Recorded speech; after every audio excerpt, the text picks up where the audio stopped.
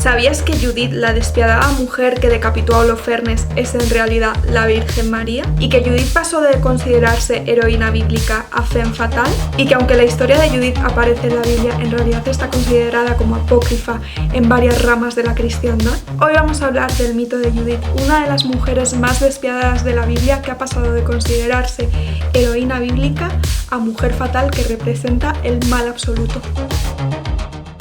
Hola a todas y bienvenidas de nuevo un día más a mi canal. Yo soy Monitili y hoy vamos a hablar de la historia de una de las mujeres bíblicas más indómitas, rebeldes y polémicas, Judith. Efectivamente, amigas, volvemos con la sección de Todas somos musas. Ya sabéis que es una sección que tengo tanto en Instagram como en YouTube. En Instagram recreo las fotos de los cuadros y aquí os cuento más en detalle su historia, porque las mujeres que elijo para esta sección son todas súper interesantes y además han sido maltratadas o vilipendiadas por la historia y ha ido cambiando la concepción que se tiene de ellas según han ido avanzando los siglos. En el caso de Judith os lo quería traer porque, a diferencia de Lilith, que fue la primera mujer espectacular que os traje en esta sección, a Judith le ha pasado completamente lo contrario que le pasó a Lilith. Lilith pasaba de demonio a convertirse en un estandarte feminista, pero sin embargo Judith ha sido al revés. Ha pasado a lo largo de la historia de considerarse una heroína bíblica aclamada por el pueblo de Israel y aclamada por los textos sagrados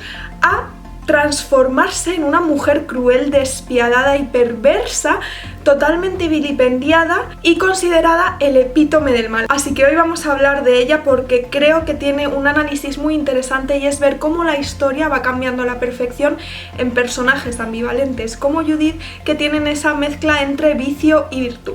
Si es la primera vez que pasas por este canal, supongo que estarás flipando un poco con mi look, pero que sepas que esto tiene una explicación, y es que en Instagram recreé a Judith en uno de los cuadros que se han hecho de ella del siglo XVII y llevaba un look muy parecido a este. Así que te recomiendo que después de ver este vídeo te pases por mi canal y si aún no estás suscrito te suscribas, porque estoy trayendo un montón de contenido y creo que te va a resultar muy interesante. Así que nada, dicho todo esto, empezamos. Pues bien, amigas, para empezar hablando de Judith tenemos que saber quién es. Y es que realmente Judith aparece en la Biblia, en el Antiguo Testamento, y tiene un libro dedicado a ella que se llama Judith, y en él explica toda la historia de este personaje, que en realidad no es un personaje histórico, pero la Biblia quiso incluirla como una alegoría del pueblo de Israel que sale triunfante ante todos aquellos enemigos que quieren luchar contra él. Además, esta historia ya veréis que es bastante interesante y bastante sangrienta, y me da un poco de pena porque realmente el lore cristiano es bastante guay y tiene cosas muy interesantes, pero siento que siempre en misa o en catequesis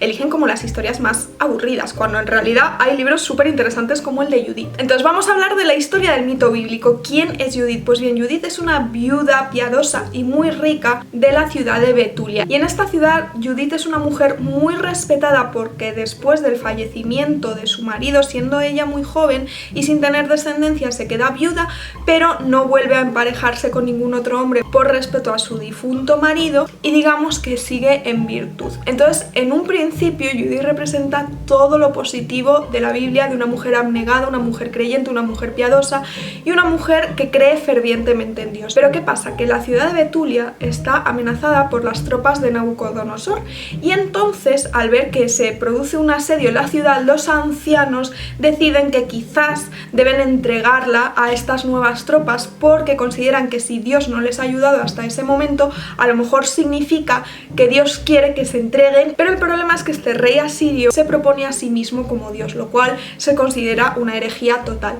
Y entonces, cuando están a punto de entregarse, aparece Judith y dice: mira, yo he pensado que no nos vamos a entregar y que lo que voy a hacer es infiltrarme, y tengo un plan para conseguir vencer a las tropas de Nabucodonosor y que nuestra ciudad quede libre. Entonces los ancianos les parece muy bien, dicen que Dios ha hablado por su boca y le dan vía libre para que ella lleve a cabo su plan. Su plan consiste en, por un lado, ataviarse con sus mejores galas, con sus joyas, ponerse sus ropas más fastuosas y ricas y, digamos, hacer como que se entrega a las tropas de Nabucodonosor, dirigidas por el general Holofernes, que va a tener también mucho protagonismo en esta historia.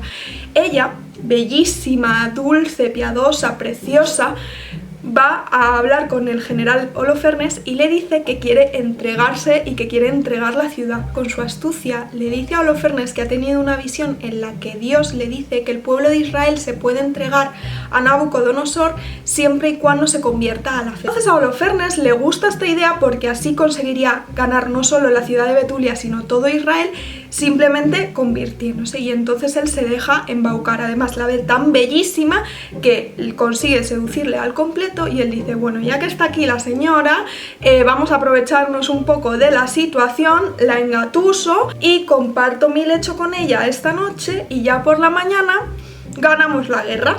Todo perfecto, ¿no? Pues bien, Judith le sigue el rollo, él empieza a beber muy emocionado con la situación y se emborracha tanto que cae dormido. Y cuando él está dormido, ella, con el propio sable de Holofernes, lo coge y le corta la cabeza. Judith huye con la cabeza de Holofernes, se la lleva a su ciudad, la cuelga en las murallas y el ejército enemigo, al ver que se ha quedado sin general y que literalmente su cabeza está colgada de la muralla, les entra un miedo atroz y huyen, ganando así la batalla a la ciudad de Betulia gracias a la astucia y la valentía de Judith. Pues bien, como veis, es una historia bastante sangrienta y bastante despiadada que sale en el Antiguo Testamento, pero realmente a Judith se la ensalza como una heroína bíblica, porque realmente es una alegoría del pueblo de Israel. Y de hecho al pueblo de Israel se le presenta como una mujer y no como un hombre, porque de esta forma se enfatiza aún más que siempre vence a sus enemigos, aunque estos sean mucho más fuertes. Entonces, ante esa fortaleza de Holofernes se contrapone esa dulzura y esa fe totalmente ciega en Dios, que es la ciudad de Israel, o en este caso Judith, que es la que la representa. Por eso también muchas veces Judith se interpreta como una alegoría de la propia Virgen María, una mujer que tiene un peso sobre sus espaldas muy grande, pero que con su fe inquebrantable en Dios consigue sobreponerse a todas las dificultades y llevar a cabo los designios de Dios. Y os voy a contar una curiosidad que creo que es bastante graciosa, y es que la historia de Judith como tal solo es considerada canon para los católicos ortodoxos, porque realmente en la Biblia hebrea y en la Biblia protestante se ha extraído esta historia, porque realmente en el siglo XVI se reinterpretó esta historia como un triunfo de la fe católica sobre la luterano-calvinista. Entonces ahí hay como un salseo bíblico que, dependiendo de la rama de la religión que elijas, te van a decir que Judith es canon o que totalmente apócrifa. Judith se considera una heroína bíblica porque su mano está conducida por Dios, pero si eliminamos a Dios de la ecuación, de pronto Judith es solo una mujer, y todas esas virtudes que se le asociaban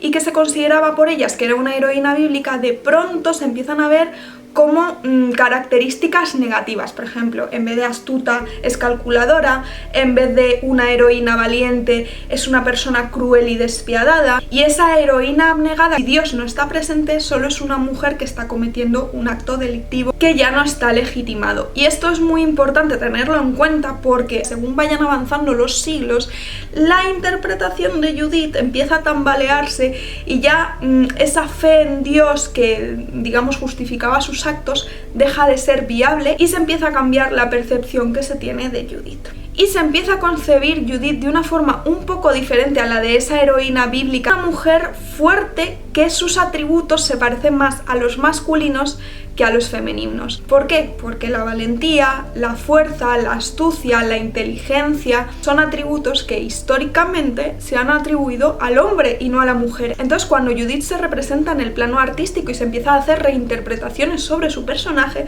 genera muchísimo conflicto en los artistas que no saben exactamente cómo representarla, porque les choca demasiado que una mujer tenga estos atributos que históricamente se han asociado a un hombre, y entonces la empiezan a ver como la femme forte, que es una mujer fuerte, una mujer que se vale por sí misma, pero no acaban de verlo como algo positivo, porque en el fondo está poniendo en entredicho todos los estereotipos de género que se han tenido hasta ese momento. Por un lado, las cualidades de Judith son admirables: la energía, la templanza, el coraje, la decisión, la entereza, el estoicismo, el patriotismo. Todos esos atributos son positivos, pero pertenecen a los hombres, y entonces que sea una mujer la que los encarne como una alegoría es algo que choca muchísimo en el siglo XVII y en el XVIII. Y los artistas, cuando la representan, no sabe muy bien qué hacer con el personaje y esto empieza a generar un conflicto muy fuerte que según nos vayamos acercando al siglo XIX, como veréis, va mutando porque no pueden soportar pensar en una mujer con atributos que son masculinos en su mente. Judith, que había representado en otras épocas la abnegación y el sacrificio personal, la valentía y la astucia, empieza a chirriar a los hombres del siglo XIX. De la admiración y la devoción religiosa la empezamos a ver como una criatura enigmática, amoral y peligrosa. Y entonces de pronto la forma que se tiene de ver a Judith cambia por completo. El hecho de que Judith además cometa un acto criminal con una espada matando a un hombre es algo que de pronto resulta imperdonable para los hombres del siglo XIX, que dejan de verla como ese retrato bíblico y la empiezan a ver como una mujer realmente cruel y despiadada que encarna todo el mal en sí misma. Y así Judith se convierte en una femme fatale. Entonces encontramos una nueva interpretación de Judith en la que es una mujer despiadada y vengativa que cercena la cabeza del hombre y esto es algo que no pueden soportar. Se olvidan todas sus virtudes y aparece como una asesina ejecutora que disfruta y siente placer por la decapitación del hombre y además se entiende el hombre como todos los hombres. Pero además aparece otro elemento en contraposición que a los hombres de la época les vuelve loquísimos y les trae por la calle de la amargura y es el hecho de que Judith, además de perversa, es bella. ¿Por qué? Porque el gusto por el decadentismo lleva a numerosos artistas de esta época a admirar y erotizar aquello que les causa inquietud, miedo o que resultaba moralmente reprobable. Y aquí Judith encaja perfectamente en ese arquetipo de mujer fatal. Una mujer que pasa de ser piadosa y casi considerada una virgen porque como era viuda y no se había juntado con ningún otro hombre, digamos que era el colmo de la virtud, de pronto aquí se ve como una mujer estéril, además altamente sexualizada porque con su belleza consigue seducir malignamente a Holofernes. Se considera un peligro porque es demasiado inteligente y hermosa y el hombre de pronto aparece como una víctima y esto es algo que no pueden perdonar. Así que esa mujer reivindicativa y fuerte se ve como una amenaza que hay que erradicar. Como veis, Judith es un personaje bastante controvertido porque es una mujer que genera muchísimos conflictos a la hora de interpretarla porque está cometiendo un acto pecaminoso y bastante brutal, pero este tipo de actos cuando están realizados por hombres se les considera héroes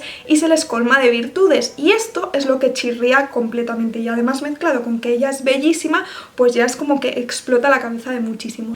¿Qué pasa? Que es una figura muy interesante que por supuesto también se estudia en el feminismo y también se le da una cierta interpretación. Por un lado, es muy interesante ver que la propia Biblia, que tanto ha influido en la cultura occidental y que muchas veces ha sido causa de las concepciones machistas de nuestra sociedad, que está ampliamente influenciada por esta religión, es interesante ver que se recoge una historia de una mujer tan fuerte, tan inteligente, tan astuta, una historia de una mujer que se vale por sí misma y que no necesita a los hombres para salvar al pueblo de Israel y para convertirse en una heroína. Es un referente muy interesante para estudiar. Y eso simbólicamente la coloca en una posición de poder que históricamente ha estado totalmente reservada para los hombres. Incluso al feminismo le causa cierto conflicto porque genera un debate muy interesante que me encantaría saber qué pensáis y es que realmente se la coloca en una posición de poder porque tiene atributos históricamente considerados masculinos. Y esto implicaría que la igualdad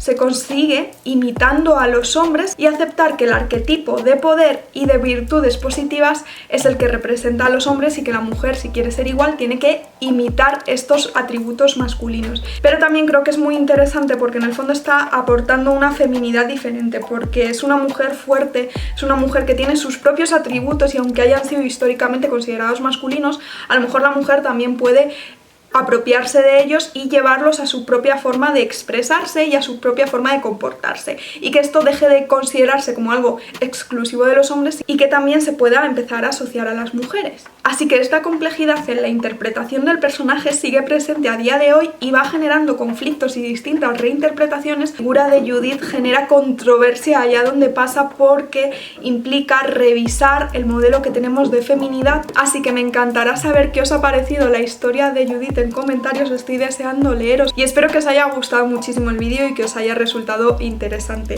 Si es así, no os olvidéis de darme un like para que yo vea que os gusta este tipo de vídeos. No os olvidéis de suscribiros si aún no lo estáis y de seguirme por el resto de mis redes sociales porque también estoy generando contenido por allí. Y nada, nos vemos en el próximo vídeo.